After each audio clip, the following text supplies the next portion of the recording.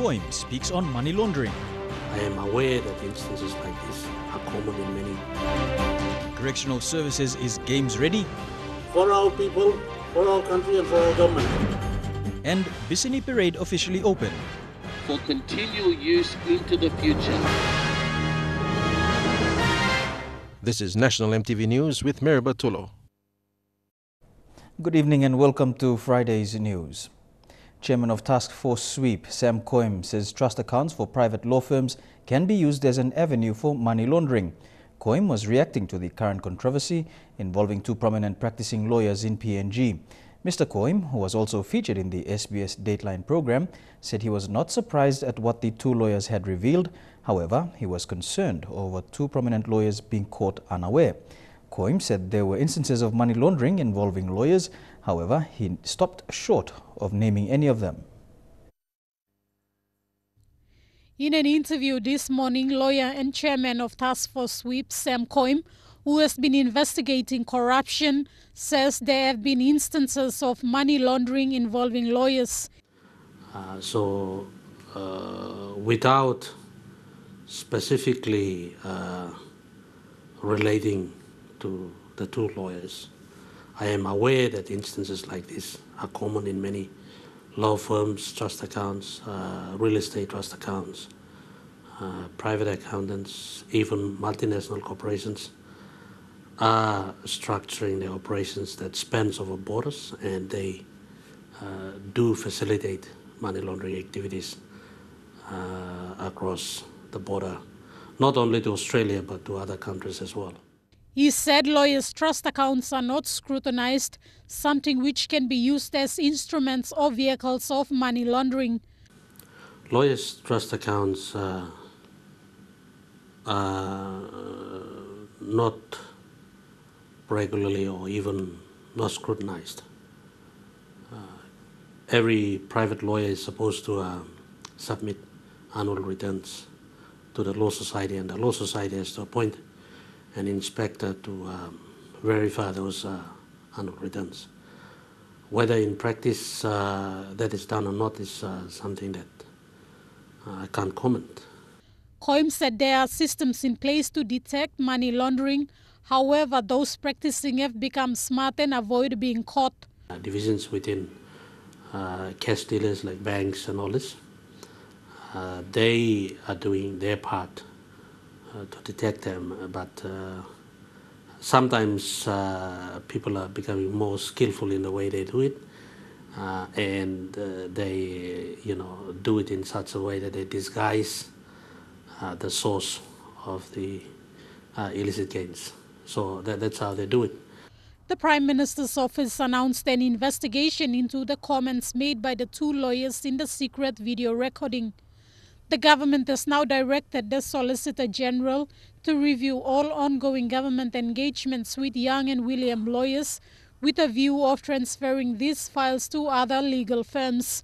Yesterday, Greg Shepherd said the publication by SBS Dateline does not implicate him as being involved in money laundering, and his conversation was recorded without his consent. Mr. Shepherd warned the public and the media to refrain from using the material.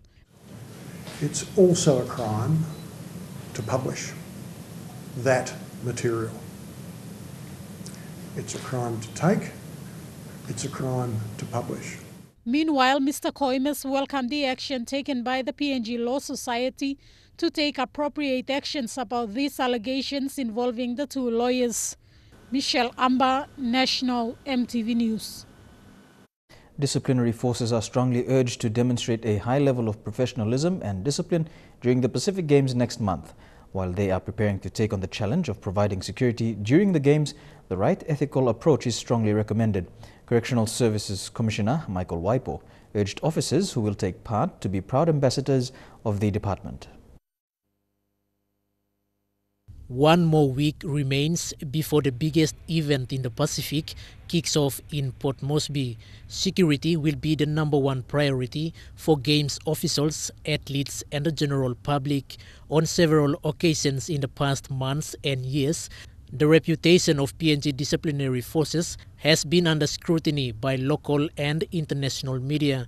Visitors who will be attending the Pacific Games starting next week Saturday will have second thoughts on safety. However, this biggest event is believed to be the turning point for negative perceptions about Papua New Guinea. Members of the disciplinary forces who will be on the front line providing security are here to demonstrate a high level of discipline. A formal ceremony was held today at the Bomana Correctional Service to farewell members of the CS department who will take part in the event. CS Commissioner Michael Waipo told his officers to use this opportunity as ambassadors to change the way people from other countries think about PNG. You are first and foremost representatives of Correctional Service as our ambassadors out there, and you are required at all times to portray that image of Correctional Service for our people, for our country, and for our government. We can help this country to move forward by maintaining discipline and ensure that we take part in those special events, and we can able to help our country in reflecting the image that we're supposed to maintain. Discipline and right ethical approach was emphasized as well during the farewell for police and defense forces recently. During the launch of police pre-games operations in NCD, Governor Powes Pakop urged PNG citizens to show maturity and behave appropriately to influence negative perceptions about the country. Time will give me the opportunity to show a better image, better picture, convince the world that we are changing. While disciplinary forces have been urged to demonstrate discipline and good leadership, city residents must take ownership and behave appropriately during the event. Quinten Alomp, National MTV News. With less than 10 days to go till the Pacific Games, Prime Minister Peter O'Neill is pleased with the preparation of disciplinary forces for the Games. He said the capacity of the police, defense and correctional services will be put to the test and they will need to prove that PNG can host major events within the region and the world. About 60 million kina was released by the government for game security. For PNG to host the 2015 Pacific Games is a huge task. 22 countries and over 4,000 athletes is a mammoth of a challenge, and overall to provide the best games and environment for all. And with the launch of Safe Games operations this week, Prime Minister Peter O'Neill is confident all three forces will perform to their best. He says this can be a motivating factor in improving the image of our disciplinary forces. Very pleasing to see that the three discipline forces are really lifting their level of performance, their capacity, their ability to engage more meaningfully with the community and our citizens throughout the country. This is a different story from what we are used to a few years back. Despite criticism on Games venues, the Prime Minister is confident the Games will be scheduled as planned.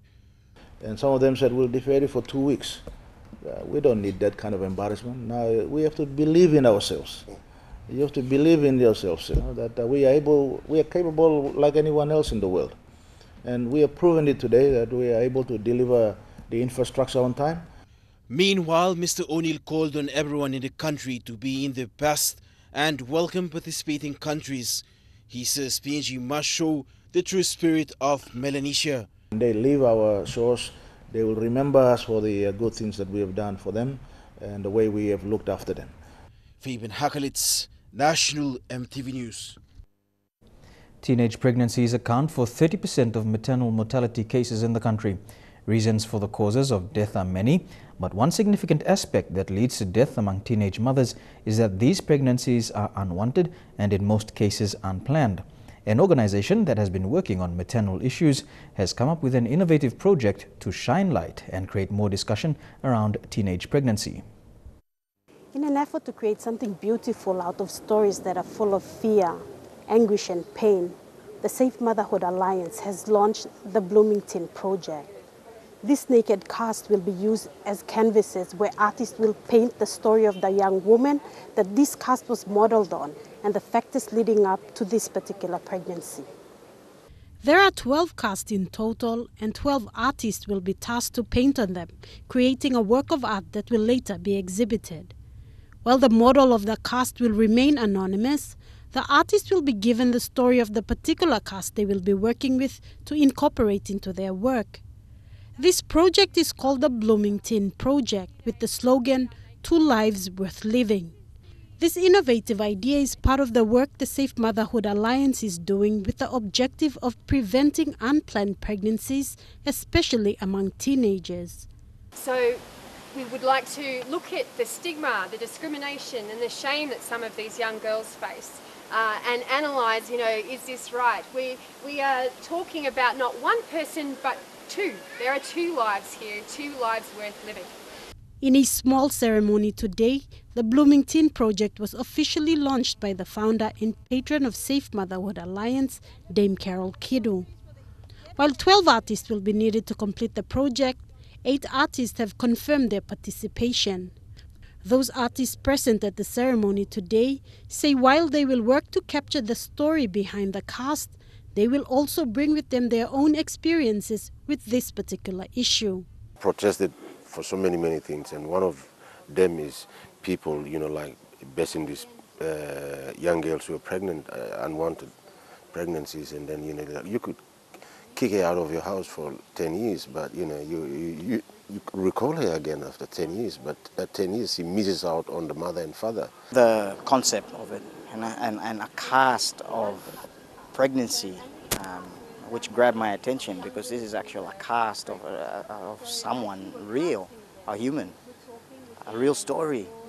The completed artworks are expected to go on display at the Parliament House towards the end of this year. Sarah Aupong, National MTV News. You're watching National MTV News. We'll have more stories when we return. Don't go away.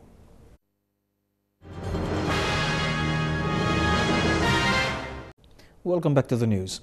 People living along the Taurama Road in Port Moresby are raising concerns about the deteriorating state of the road.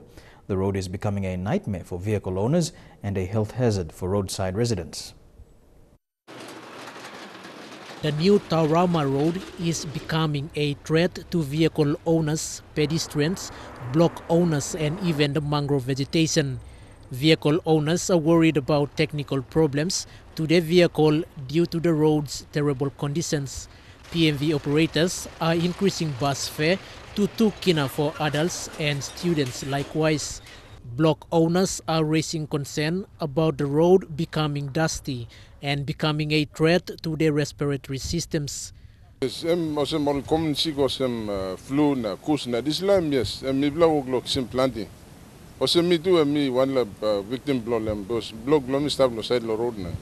John Carr, a community leader, says more people are moving in to settle in the area. Population has increased to over 7,000.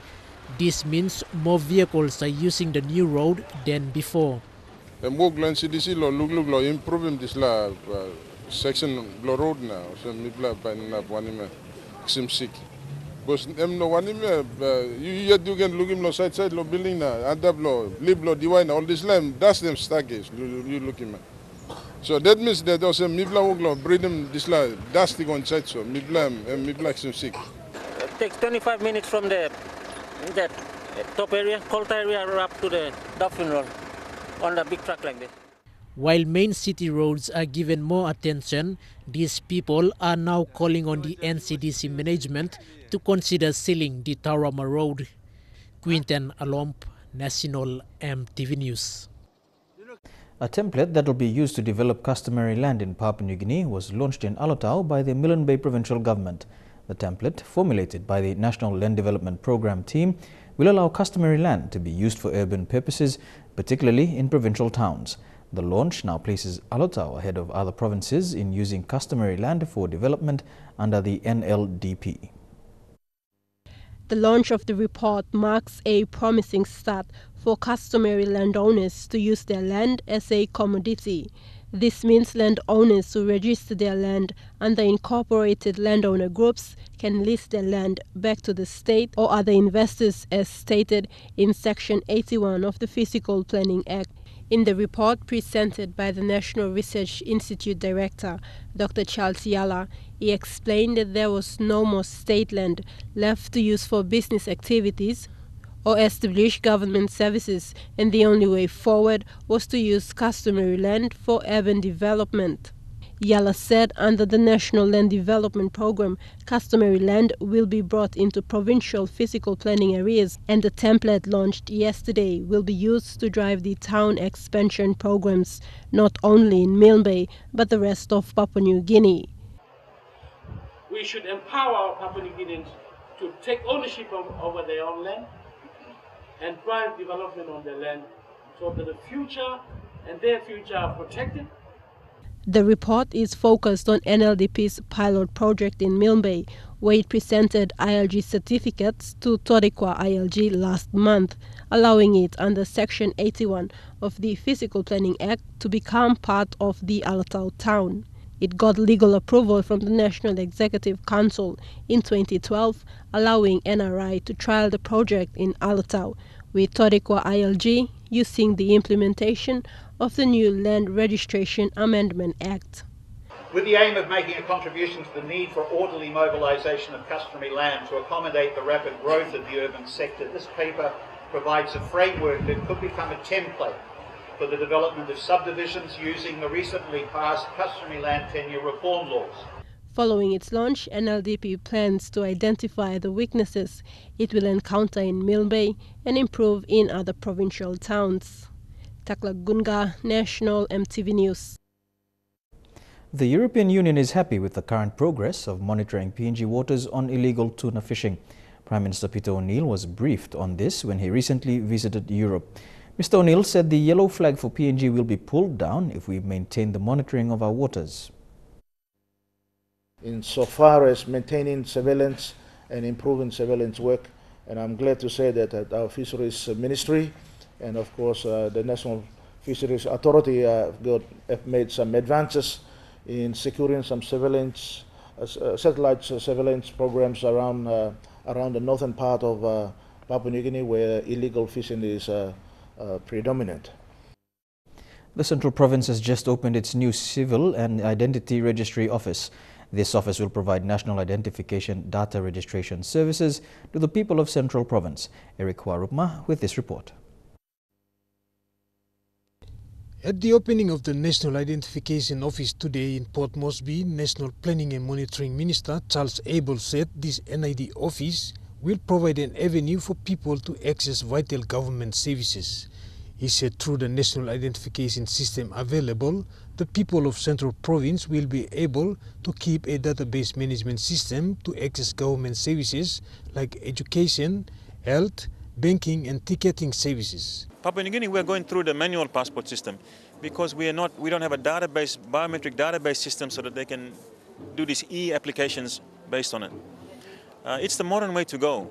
So we just, it's all part of refining our database, refining our monitoring and evaluation system so that we can better deliver services to our people more accurately. Abel said this is part of the NID rollout project in the country, and with this office, the people of Central Province will register under the new NID system. So as we are registering, the database is live. It's alive and it's continually feeding us up-to-date information. But we need to use e-based data systems not only for this kind of thing, but like I was mentioning, every aid post, for example, should have a tablet where they on a regular basis through the internet system, they're updating the national database on what drugs they have in there, how many staff are present at work and all that. He said about 10 people have already been registered under the system, have received their NID cards and certificates today. However, others have submitted their applications have their data included in the system. So far, Central Province have registered over 1,000 names. Following the event, a memorandum of understanding has been signed between Central Governor Kila Auda and the National Planning and Monitoring Department. This project is part of the government ongoing support through the National Planning and Monitoring Department under Minister Abel, the Civil Registry and Identity Office and the central government. Eric Arupma, National MTV News. And now a look at the finance news. The kina closed unchanged at $0.3645 in the interbank market. At Bank South Pacific, your kina was buying $0.3570 $0.4583 Australian dollars, €0.3147 and 43.69 Japanese yen. Looking at commodity prices at New York close, gold, cocoa and copra closed lower, while coffee closed higher. Palm oil closed lower, while crude oil and copper closed the day higher. And on the stock markets, the Dow Jones closed 76 points lower, the ASX closed at 88 points lower, and the All Ordinaries closed at 83 points lower as well. National MTV News continues after these messages. Stay with us.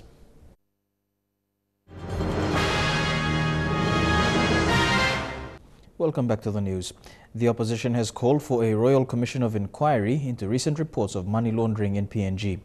Opposition leader Don Pollier said the report revealed by SBS Dateline program shows to Papua New Guinea a clear picture of corruption at the highest level. Opposition leader Don Pollier says the reports of money laundering reaffirms the opposition's warning to the people of Papua New Guinea on where the country is economically. Pollier says while Papua New Guineans are suffering from basic services, the money that is meant for them is drawn out of the country and into private accounts of politicians and businessmen and women. The opposition continues to raise these issues. We've been raising them. And now, to lawyers, they see it from a different perspective, but they've only given us a revelation to confirm the truth that there's a lot of corruption, unprecedented corruption in this country, systemic and systematic, sanctioned by the Ocean Authority. Mr. Pollier said the report revealed by SBS News is a serious concern where corruption is at its highest level. He also called on the Australian government and the Australian Federal Police to investigate into these reports and crack down on money being laundered out of PNG and into Australia. The government of Australia must be serious about this. If there's dirty money from all these areas flying into Australia through all these systems, Australian government has a duty to protecting its own citizen and protecting goodness, fairness and justice by investigating into these allegations and these revelations made by Youngs and William lawyers. The opposition also questioned the delay in the establishment of the Independent Commission Against Corruption, or ICAC, and the appointment of a chief ombudsman. And now, as I speak, still that position is vacant. And it is not just any other position. It is a position mandated by the Constitution of Papua New Guinea, mandated to fight corruption, arresting corruption.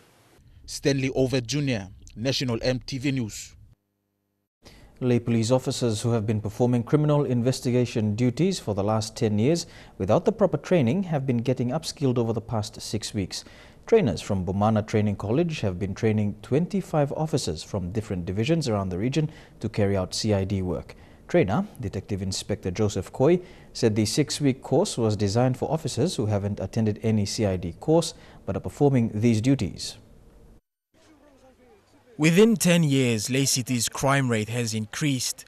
The sprawling settlements and in them clashes resulting in killings and rapes fueled by homebrew and marijuana. Lay police men and women who lack the manpower and logistics to handle an increased amount of criminal cases have still been carrying out their duties. There is now a small but significant breakthrough. Training for those who have been working on criminal cases without it. Okay, information is already there. But I'm asking about the manner of effecting the arrest once you arrest him. Detective Inspector Joseph Koim, a trainer from the Bomana Police Training College, said it was important to train officers already acting the role of investigators. This course is designed especially for people who have not attended any CID course, but they're performing CID duties, investigational duties on the ground. The course, a 6-week intensive interactive training, has brought together criminal minds from all over the country. Men and women that work to put behind bars rapists, murderers and thieves are getting the training needed to do their jobs. So these sample areas where been alright to mas long side blomi long walk.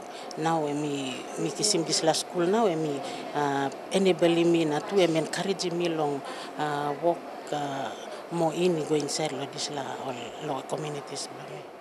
Senior Inspector Paul Bai, who spent 42 years in the police force, 25 years of which as the Momase Regional Training Officer. They have no basic knowledge and skills of how to investigate. But I'm very pleased that it was run in the region so we can involve more police personnel, especially those who are doing investigation duties. The CID training program was funded by the Papua New Guinea Royal Constabulary. The police officers taking part in the training have been conducting criminal investigations for the last 20 years without proper training. Most say they had to learn on the job. They will receive their certificates next week Friday. Bethany Harriman, National MTV News, Leh. A monitoring and evaluation workshop for public servants has been held in Leh over the past 3 days to improve how government officers implement projects. The donor-funded program seeks to iron out techniques and procedures taken by public servants who often lack the capabilities to carry out their jobs. More than 18 participants were part of the economics workshop that ran this week. Some of Morobe's provincial administration officials have taken part in a week-long workshop on ways to carry out services effectively at both the district and provincial levels. They have been taught how to implement projects by using the latest monitoring and evaluation techniques from this workshop. It comes following much criticism about the way public servants are implementing projects. This is additional knowledge or qualification that you have acquired, and I'm sure that you will utilize the experiences, the knowledge that you have gained in the last couple of days. Provincial Administrator Patilius Gamato, in his closing speech this afternoon, spoke about the importance of monitoring and evaluating project plans. This workshop, supported by the Economic and Public Sector Program, was led by a consultant from Australia. And they worked out how they would actually evaluate different parts of this case study, the Stay at School program, designed to try and keep kids in school. More than 18 public servants took part, one of them, Juliana Nia Kambare, who has worked as a district health coordinator in the Leh district level for more than 2 years now. We have monitoring and evaluation of our programs, but not to up to that standard. So I'm so privileged to attend this training, and I'm glad that I've obtained some skills. And Colin Barilai, National MTV News, Leh. That's where we end our news segment. After the break, all today's sporting action in Trukai Sports. Stay with us.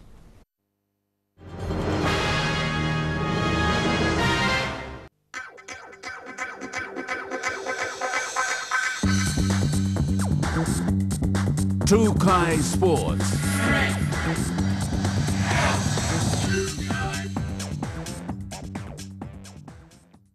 Welcome to Trukai Sports. To an update of the Oil Search Pacific Games Baton Relay. The Baton Relay continued its journey around the country, this time capturing the panorama of the Kokoda track in Sogeri. A chorus of school children welcomed the baton as it passed through one of the pioneer institutions in the country, Sogeri National High School.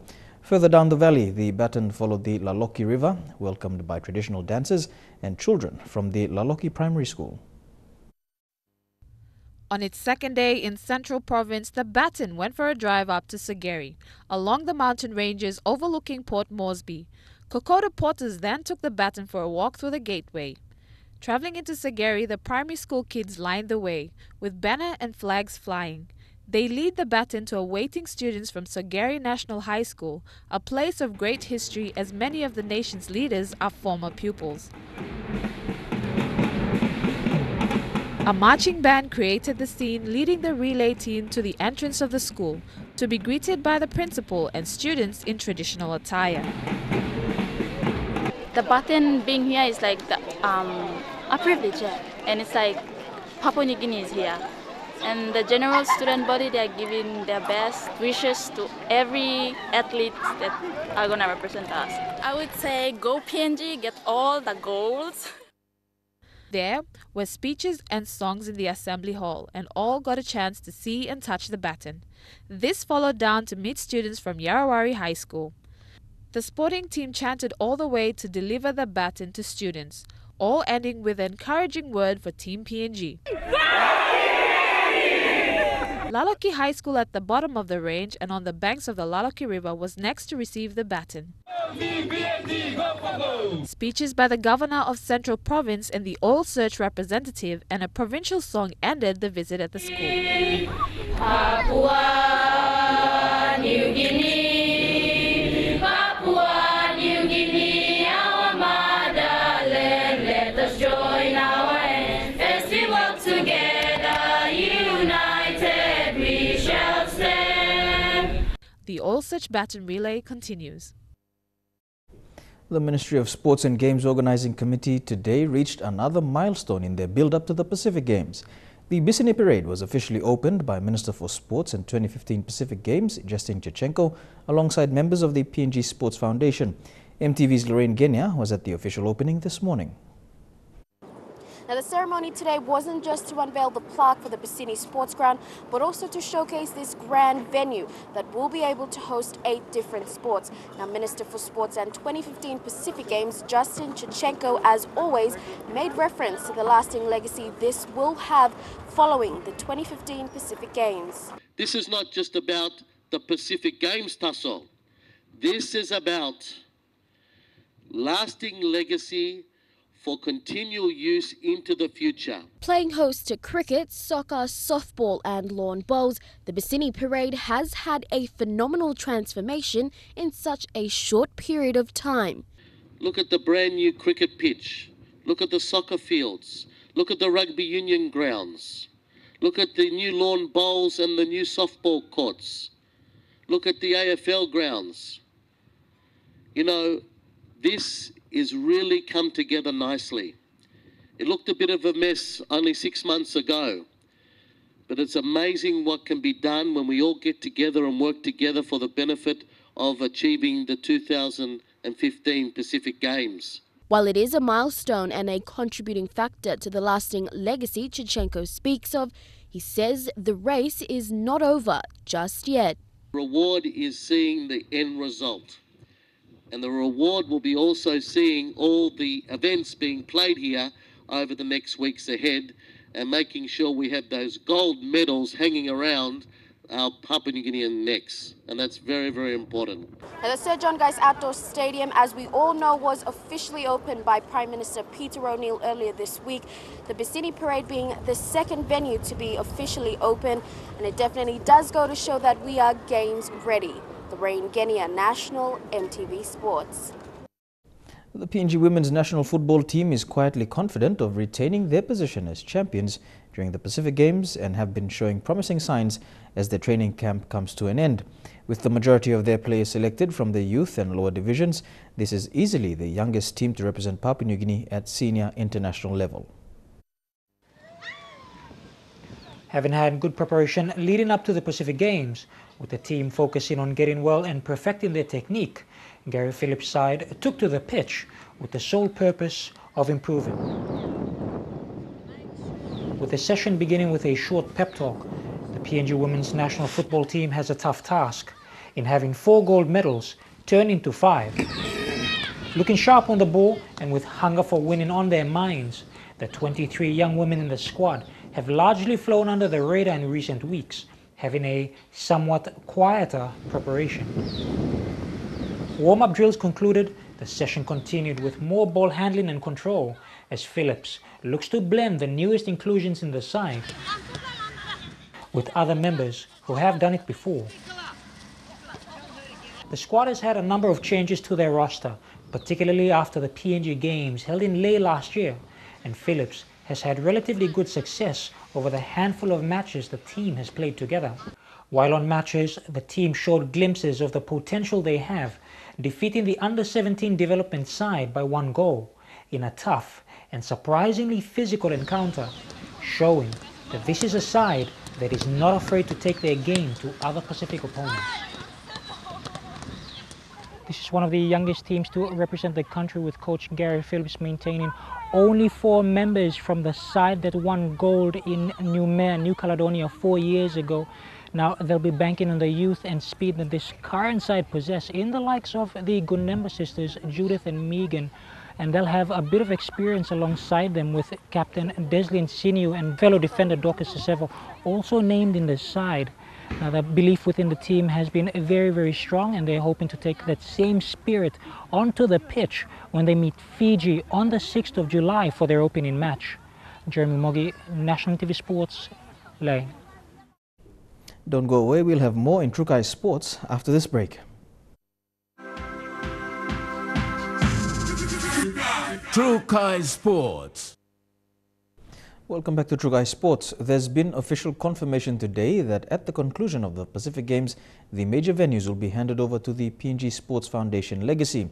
The announcement was made by Sports Foundation Chairman Graham Osborne at the opening of the Bisini Sports Ground. Dion Kombang has more. I am here at Bisini Parade, and Chairman for the Sports Foundation, Graham Osborne, confirmed that post-Pacific Games, the venues will be handed over to the PNG Sports Foundation legacy. And we are very, very proud at the Foundation that after the Games, it's now in the stewardship of the Games Organising Committee. After the Games, these facilities will revert to the Sports Foundation. We've got a wonderful team of young people who are going to manage these resources.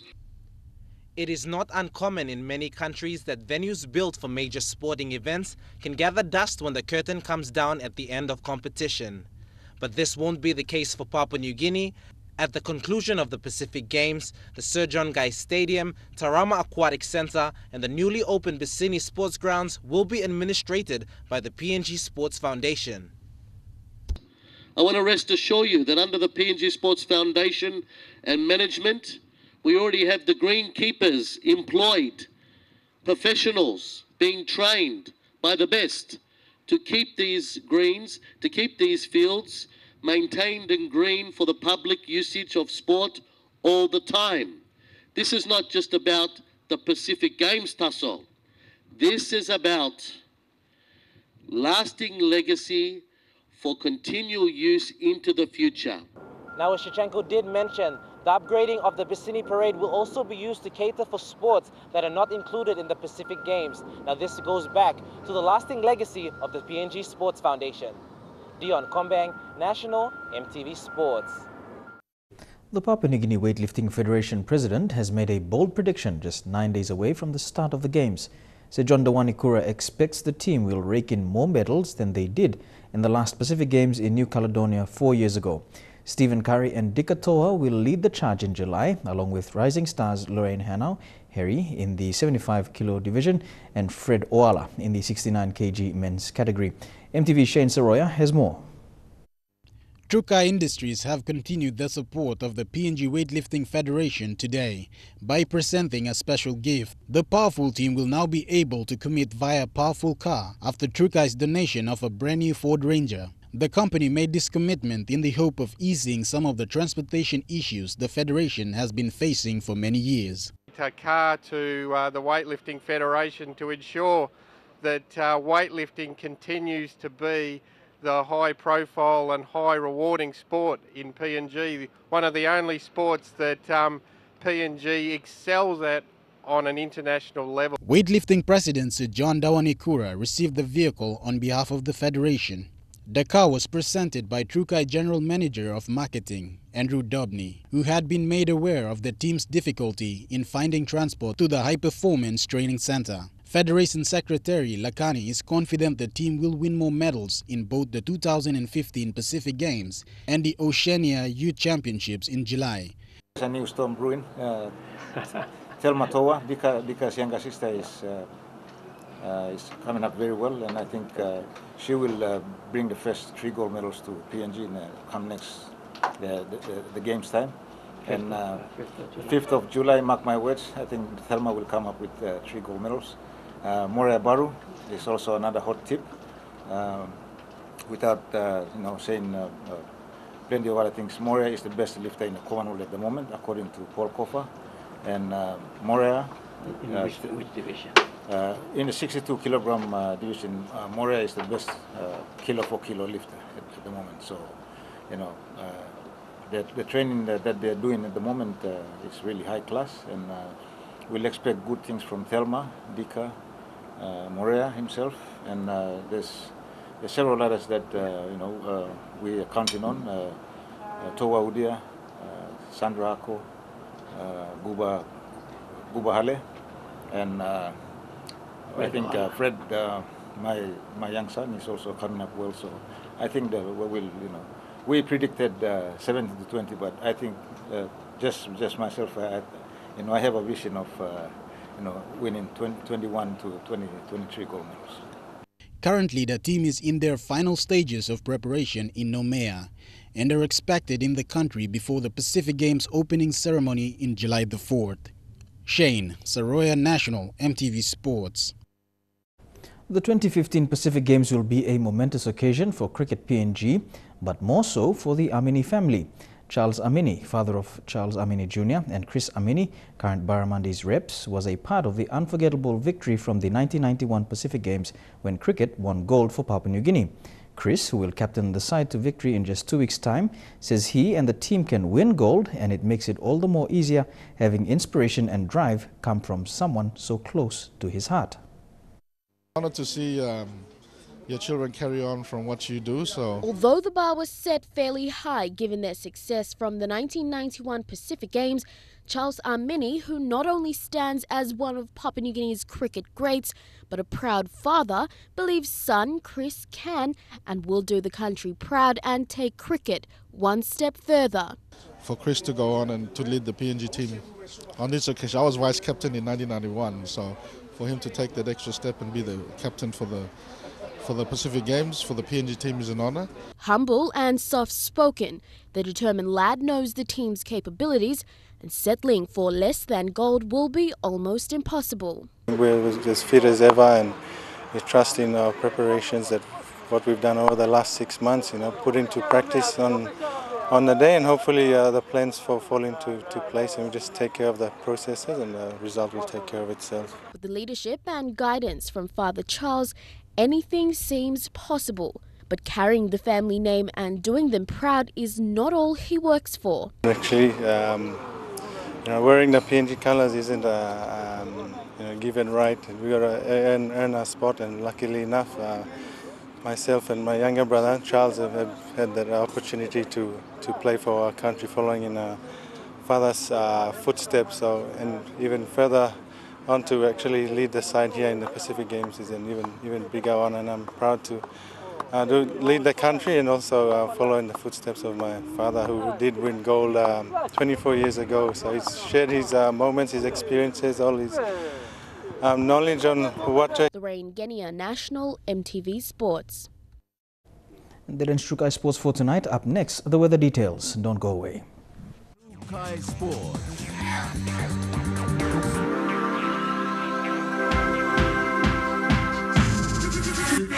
Trukai Sports.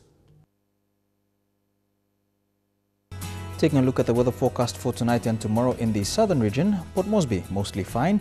Fine weather expected in Kerma, fine and windy in Daru, and brief showers expected in Popondetta and Alotau.